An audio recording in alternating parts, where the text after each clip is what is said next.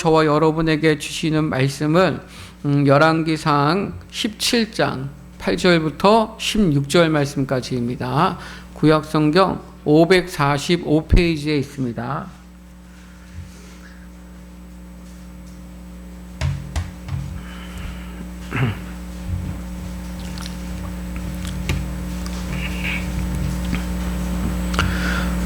열왕기상 17장 8절부터 16절 말씀까지.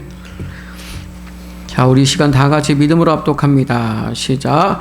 여호와의 말씀이 엘리야에게 임하여 이르시되 너는 일어나 시돈에 속한 사르밧으로 가서 거기 머물라. 내가 그곳 과부에게 명령하여 내게 음식을 주게 하였느니라. 그가 일어나 사르밧으로 가서 성문에 이를 때에 한 과부가 그곳에서 나뭇가지를 줍는지라. 이에 불러 이르되 청하건대 그릇에 물을 조금 가져다가 내가 마시게 하라. 그가 가지러 갈 때에 엘리야가 그를 불러 이르되 청하건대 내 손에 떡 한 조각을 내게로 가져오라. 그가 이르되 당신의 하나님 여호와께서 살아계심을 두고 맹세하노니 나는 떡이 없고 다만 통에 가루 한 움큼과 병에 기름 조금뿐이라. 내가 나뭇가지 둘을 주어다가 나와 내 아들을 위하여 음식을 만들어 먹고 그 후에는 죽으리라.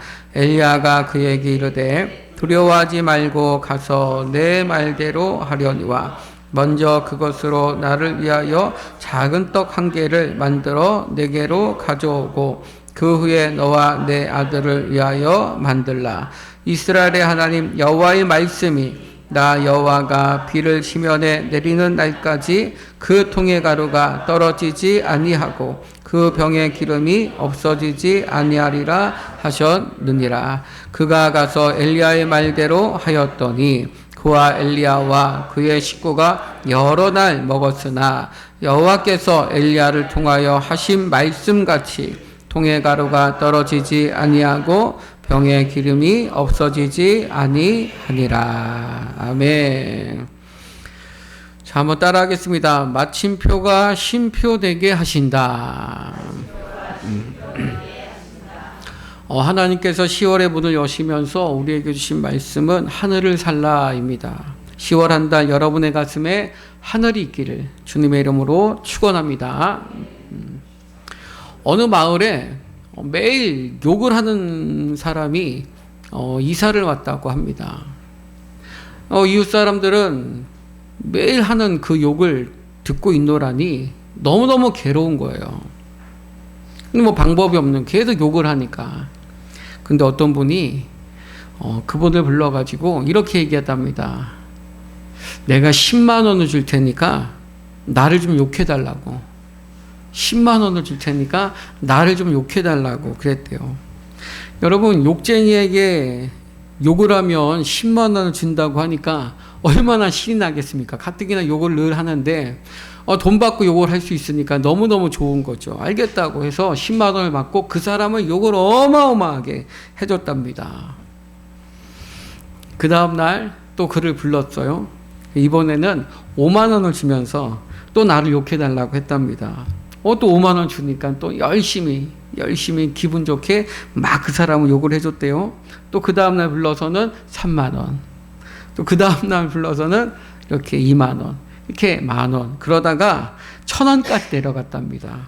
어느 날 1,000원을 주면서 그 사람에게 나를 욕을 해달라고 그랬더니 그 사람이 아니, 이까지 1,000원 받고 내가 당신을 욕하겠습니까? 나 기분 나빠가지고 나 욕 안 할 겁니다. 다 고쳤대요.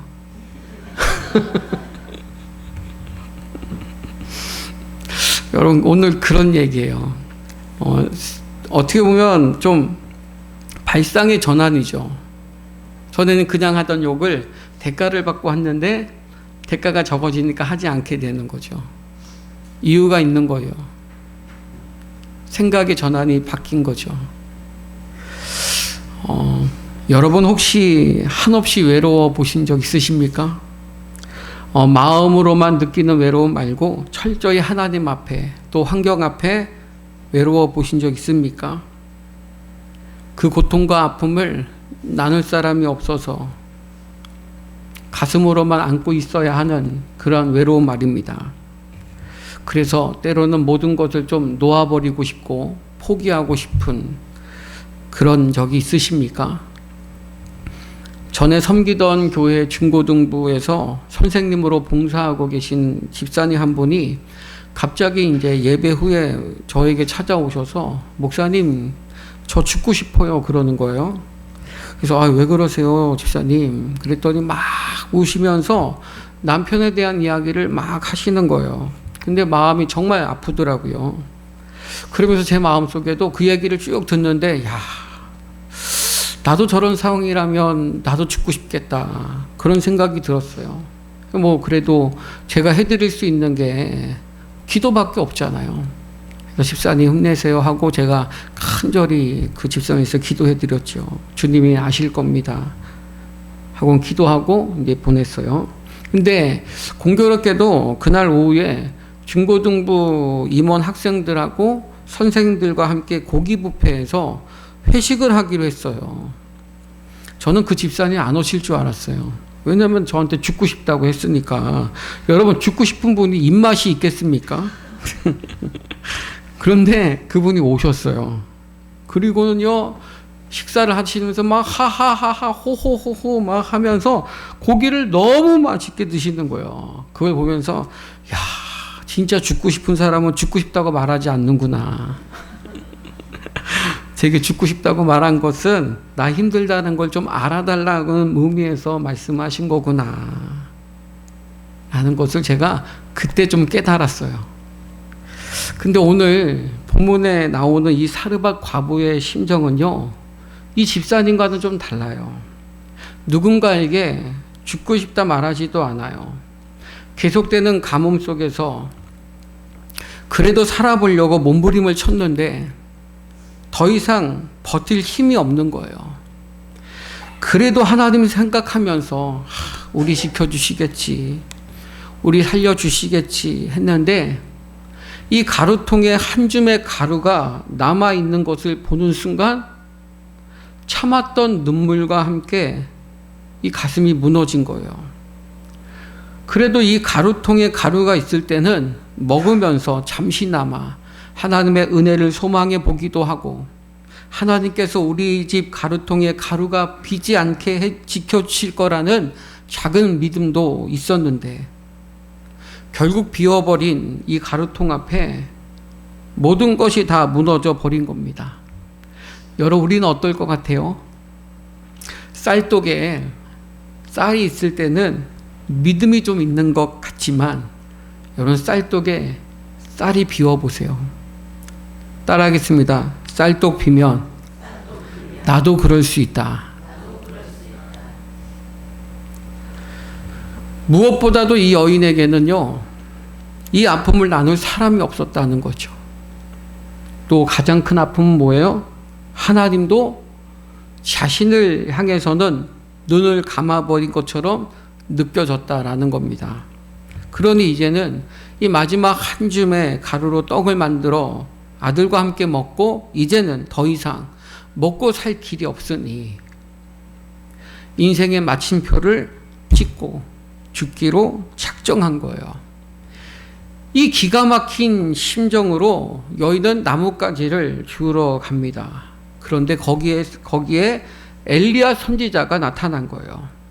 여러분 어떻게 엘리야 선지자는 이 여인을 찾아오게 되었습니까? 자, 열왕기상 17장 8절로 9절 말씀입니다. 자, 믿음으로 시작. 여호와의 말씀이 엘리야에게 임하여 이르시되 너는 일어나 거기 머물라. 내가 그곳 과부에게 명령하여 내게 음식을 주게 하였느니라. 아멘. 따라하겠습니다. 하나님께서 보내셨다. 하나님께서 사르밧에 있는 과부가 너에게 먹을 것을 줄 수 있도록 내가 마음을 움직여 놓았으니 그곳에 가라는 거예요. 여러분 이 말씀에 순종하는 마음으로 사르밧에 있는 과부를 만나러 엘리야 선지자가 간 겁니다. 그런데 그 과부가 엘리야에게 먹을 것을 줄 수 있는 상황인가요? 아니잖아요. 지금 한 줌에 남은 이 가루로 떡 만들어 먹고 죽으려고 하는 여인이잖아요. 근데 왜 하나님은 그 과부에게 가서 먹을 것을 달라고 하랍니까? 여러분, 왜 하나님은 엘리야를 그 가난한 가정에 보내실까요? 만약 엘리야를 먹이는 것만 목적하셨다면 가난한 집에 보낼까요? 부자인 집에 보낼까요? 당연히 부자인 집에 보내야죠. 그래야 하나라도 더 먹일 수 있으니까. 그리고 여러분, 생각해보면 하나님이 엘리야를 꼭 과부에게 보내야만 먹일 수 있나요? 아니죠. 까마귀를 보내서 먹이셨고요. 이스라엘 백성들이 40년간 풀 한 폭이 나지 않는 광야에서도 하늘에서 만나를 내려 먹이신 그 하나님이시잖아요. 그러니 엘리야 하나 그 과부에게 보내지 않아도 먹이시는 것, 배부르게 하시는 것, 그거 하나님에겐 아무 문제가 되지 않는 거죠. 그런데 하나님은 엘리야를 이 가난한 가정 중에서도 지금 마지막 한 줌의 가루로 떡 만들어 먹고 죽으려고 하는 이 가정에 왜 엘리야를 보내실까요? 여러분, 이것만 봐도 결코 먹이는 것만 목적으로 엘리야를 그 가정에 보내신 것은 아니라는 거죠. 그럼 왜 보내신 거예요? 따라하겠습니다. 살리시기 위하여. 자기 인생의 마지막 마침표를 스스로 찍으려고 하는 그 과부를 불쌍히 여기신 하나님께서 그 마침표가 쉼표되게 하시기 위해 여인에게 그동안 아무런 말씀도 도움도 주지 않으시는 것처럼 느껴졌던 그 하나님이 엘리야를 보내신 겁니다. 여러분, 이것을 볼 때 우리는 무엇을 느낄 수 있습니까? 여러분도 하나님이 마치 내게 등을 돌리고 있는 것처럼, 내 삶에 전혀 관심이 없는 것처럼, 내 기도에 전혀 응답해 주지 않으시는 것처럼 느껴질 때가 있을 텐데, 하나님은 우리처럼 똑같이 느꼈던 그 사르밧 과부를 주목하듯이 저와 여러분을 지금도 주목하고 계심을 믿으시기 바랍니다. 그러니 나뭇가지를 줍고 있는 그때에 정확하게 엘리야 선지자를 보내신 거죠. 자, 열왕기상 17장 1절입니다. 자, 믿음으로 시작. 그가 일어나 사르밧으로 가서 성문에 이를 때에 나뭇가지를 줍는지라. 이에 불러 이르되 청하건대 그릇에 물을 조금 가져다가 내가 마시게 하라. 아멘. 엘리야는 나뭇가지를 줍고 있던 그 여인에게 다가가서 내게 물 한 컵만 달라고 합니다. 그런데 여러분, 지금 이 여인이 남에게 물 갖다 줄 마음의 여유가 어디 있어요? 지금 먹고 죽으려고 하는 그 마음에 그럴 마음이 어디 있겠습니까? 그런데도 아무 말 하지 않고 물을 가지러 갑니다. 그런데 엘리야 선지자가 다시 그 여인을 부르더니 물만 떠오지 말고 한술 더 떠서 떡도 한 덩이 가져오라는 거예요. 자, 그 말을 들을 때에 이 여인의 속에 있던 말이 나오기 시작하는 거예요. 자, 열왕기상 17장 11절입니다. 자, 믿음으로 시작. 그가 가지러 갈 때에 엘리야가 그를 불러 이르되 청하건대 내 손에 떡 한 조각을 내게로 가져오라 하매. 이 말이 이 여인의 마음을 움직인 거예요. 이 말이 여인의 생각을 움직인 거예요. 여러분, 오늘 이 말씀이 여러분의 마음과 생각을 움직이는 말씀이 되기를 축복합니다. 하나님의 말씀을 들을 때에 그 말씀을 통해서 여러분의 마음이 열어지기를 축복합니다. 여러분 가슴에 담고 있는 그 말이 아무에게도 비춰주셨지 않았던, 얘기하지 않았던 그 마음의 고백이 오늘 말씀을 통해서 여러분에게 열어짐으로 주님에게 고백되어지고 주님께 기도로 맡겨지는 귀한 시간 되기를 축복합니다. 이 여인의 이 소리를 듣고 마음이 열리는 거예요. 이 소리를 듣고 생각이 열리는 거예요. 그래서 아무에게도 말하지 않았던 그 말을 쏟아놓기 시작합니다. 자, 열왕기상 17장 12절이에요. 자, 믿음으로 시작. 그가 이르되 당신의 하나님 여호와께서 살아계심을 두고 맹세하노니 나는 떡이 없고 다만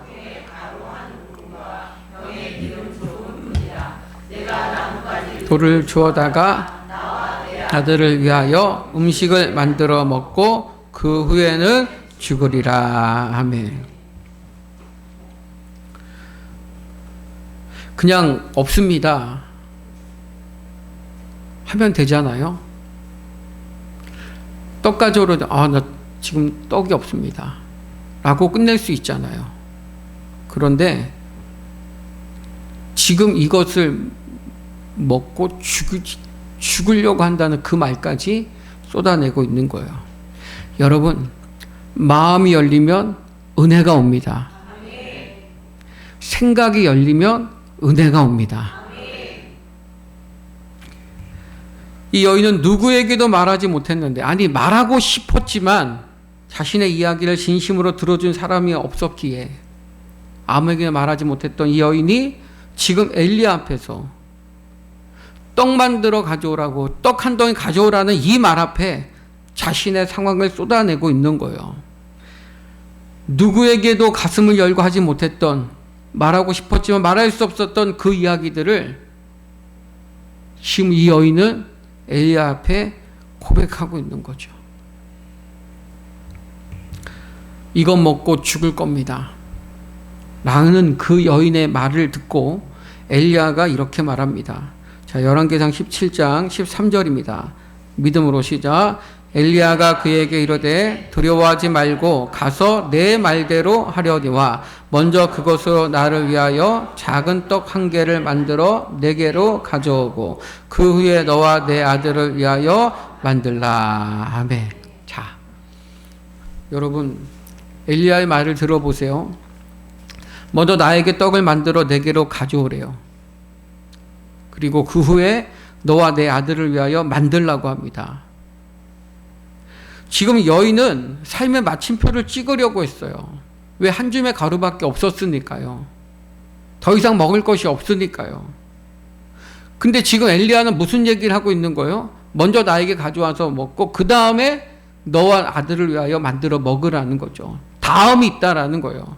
지금 너는 마침표를 찍으려고 하는데 아니라는 거예요. 마지막이 아니라는 거예요.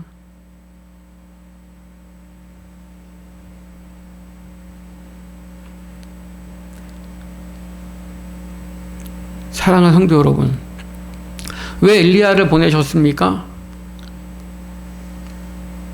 왜 마지막 한 줌의 가루를 가지고 떡 만들어 먹고 죽으려고 하는 그 여인에게 이 엘리야를 보내셨습니까? 그 영혼 살리시려고, 이제는 끝났다, 방법이 없다 하고 말하고 있는 그녀에게 쉼표가 되어 주시려고 엘리야를 보내신 줄로 믿습니다. 그럴 때 여러분, 엘리야가 사르밧 과부에게 찾아갈 때에 그 여인의 형편을 알지 못했어요. 이 정도로 가난한 여인인지를 몰랐어요. 이거 먹고 죽으려고 하는 그런 여인인지도 몰랐어요. 가보니 상황이 아닌 거야. 떡 한 덩어리 만들어 가지고 오라고 할 그 말이 안 떨어질 정도로 이 여인의 상황이 절박한 거예요.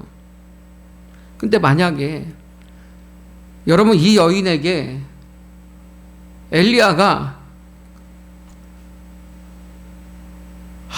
미안합니다, 내가 당신 상황을 몰랐네요, 미안합니다 하고 그냥 보냈다면, 그 말은 그냥 먹고 죽으라는 말밖에 더 되겠습니까?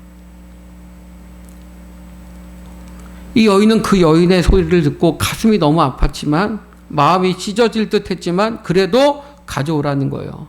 그것이 하나님의 뜻이었고 그래야 여인이 살 수 있으니까요. 그러나 사르밧 과부에게 엘리야의 말은 너무나 순종하기 어렵고 상처가 되고 야속하게만 느껴지는 말이었죠. 그럼에도 불구하고 여러분, 하나님의 말씀이 내 마음에 들지 않아도, 하나님의 말씀이 내 상황과 내 형편과 맞지 않아도 순종할 때, 결국 그 여인의 가루통이 채워졌다라는 사실을 여러분 믿으시기 바랍니다. 열왕기상 17장 15절부터 16절입니다. 자, 믿음으로 시작. 그가 가서 엘리야의 말대로 하였더니 그와 엘리야와 여호와께서 엘리야를 통하여 하신 말씀같이 통의 가루가 떨어지지 아니하고 병의 기름이 없어지지 아니하니라. 아멘. 자, 여러분 이 여인이 받은 축복이 뭐죠? 가루통에 가루가 비워지지 않는 것, 기름병에 기름이 떨어지지 않는 이것이 축복입니까? 아니죠. 이 여인이 받은 진짜 축복은 뭐죠? 살아계신 하나님을 만났다라는 거예요. 살아계신 하나님을 경험했다라는 거예요. 성경에 보면 이 통의 가루는 또 멈춥니다. 이 병의 기름도 또 떨어졌어요. 언젠가는 또 비워질 거고 언젠가는 또 떨어질 때가 있을 겁니다. 그러나 여러분 이 여인이 그 가루가 떨어졌을 때에 그 병의 기름이 또 떨어졌을 때 이 여인의 선택이 마침표가 아니라 쉼표가 될 수 있는 것은 오늘 살아계신 하나님을 만났기 때문입니다. 그게 진짜 축복이죠. 사랑하는 성도 여러분, 예수를 믿고 복을 받는다는 건 우리의 삶의 만사형통이 되는 것이 아니라 예수를 믿고 가란 걸음 이 자체가 이미 복인 줄로 믿습니다. 결국 이 여인을 살린 것이 뭐죠? 살아계신 하나님을 경험하게 되게 된 이유가 뭐예요? 말씀을 듣고 순종했더니 이 살아계신 하나님을 경험하게 된 거죠. 그렇다면 여러분에게 마침표를 찍게 만드는 그 떡 한 조각은 무엇입니까? 오늘 하나님은 여러분에게 그 떡 한 조각을 나에게 가져오라고 하시는 거예요. 여러분, 제가 지금 여러분에게 헌금을 말하는 게 아니에요. 여러분이 지금 품고 있으면 마침표가 될 수 있지만 그것을 하나님께 맡기면 쉼표가 될 수 있기 때문입니다. 또 다른 시작이 될 수 있음을 믿으시기 바랍니다. 지난주 말씀에 분명히 말씀하셨죠. 기도로 우리의 삶을 맡기라고요. 그러면 살아계신 하나님을 경험할 수 있다고요. 마지막 한 줌의 가루로 떡을 만들어 그걸 주님께 맡길 때에 그 여인은 살아계신 하나님을 경험합니다. 여러분의 삶은 똑같아요. 여러분의 삶에 힘들고 어려운 일이 있어도 그것을 주님께 맡기면 주님이 그것이 마침표가 아니라 쉼표가 되게 하실 줄로 믿습니다. 그러니 여러분이 해결할 수 없는 그 문제를 가슴에 혼자 끙끙거리며 살지 마세요. 여러분은 고아가 아닙니다. 여러분에게는 하나님 아버지가 계십니다. 여러분의 마침표를 쉼표 되게 하실 수 있는 분이 계십니다. 그러니 여러분 힘들면 교회 오세요. 여러분 스스로 마침표를 찍고 여러분 인생을 단정 짓지 말고 여러분 스스로를 단정 짓지 말고 지금 모든 것이 다 끝났다 생각될지라도 그것까지 여러분 주님께 맡기실 수 있기를 바랍니다. 여러분은 하나님의 자녀입니다. 하나님께서 여러분의 아버지가 되십니다. 여러분 세상 사람들은 홍해를 만나면은요 이제는 방법이 없다고 다 끝났다고 생각하고 말합니다. 마라의 쓴물을 만나도 나는 불행한 사람이라고 내 인생은 끝났다라고 생각하고 말합니다. 인생을 살다가 아멜렉을 만나고 블레셋을 만나면 이제는 다 죽었다고 다 끝났다고 생각하고 말합니다. 사르반 여인처럼 쌀독에 쌀이 있을 때는 그래도 믿음을 가져보지만 소망을 가져보지만 쌀독에 쌀이 비워지는 그 순간 사람들은 다 끝났다고 더 이상 방법이 없다고 생각하고 말합니다. 정말입니까? 그것이 사실입니까? 오늘 말씀을 보세요. 여러분 성경을 보세요. 하나님의 역사를 보세요. 사람들이 마지막이라고 하는 그 자리에 끝났다고 하는 그 자리에, 다 죽었다고 하는 그 마침표를 찍으려고 하는 그 자리에 하나님이 나타나시잖아요. 그때마다 마침표가 쉼표가 되도록 하나님이 일하셨잖아요. 여러분, 우리가 살면서 큰일 났다고 한 적이 얼마나 많습니까? 정말 다 끝난 것 같은 그런 느낌을 받을 때가 살면서 얼마나 많았냐고요. 그런데 여러분, 돌아보면 다시 살게 하시고 다시 일어나게 하시고 다시 시작하게 하셨잖아요. 할렐루야. 그럼에도 하나님께서 우리를 이 거친 세상 속에 두시는 이유가 뭐냐면 나만 바라보라는 거예요. 여러분의 마음이 꺾이지 않기를 바랍니다. 제가 보니까요, 이 마음이 꺾이면 끝이에요. 그러나 아무리 환난이 많고 어려움이 많아도요, 마음만 안 꺾이면요 이겨냅니다. 전 여러분의 마음이 꺾이지 않기를 원합니다. 마음이 안 꺾이는 비결은 매일매일 계속해서 주님 바라보는 거예요. 여러분, 하나님은 우리를 살리실 때 능력으로 살리시는 게 아니에요. 말씀을 보내어 위험한 지경에서 건져 주십니다. 시편 107편 20절입니다. 자, 믿음으로 시작. 그가 그의 말씀을 보내어 그들을 고치시고 위험한 지경에서 건지시는도다. 아멘. 오늘 여러분을 살리시기 위하여 말씀을 보내주신 줄로 믿습니다. 오늘 이 말씀 앞에 여러분은 어떤 사람이 되어야 하겠습니까? 하나님은 지난주 기도로 맡기고 살아계신 하나님을 경험하며 하늘을 살라고 하셨어요. 오늘 이 말씀이 한 주간 살아야 할 여러분의 인생길에 등이 되고 빛이 되어 저 여러분을 살리고자 보내주신 이 말씀으로 여러분의 인생의 마침표가 쉼표가 되기를 주님의 이름으로 축원합니다. 축원합니다. 우리 기도합시다.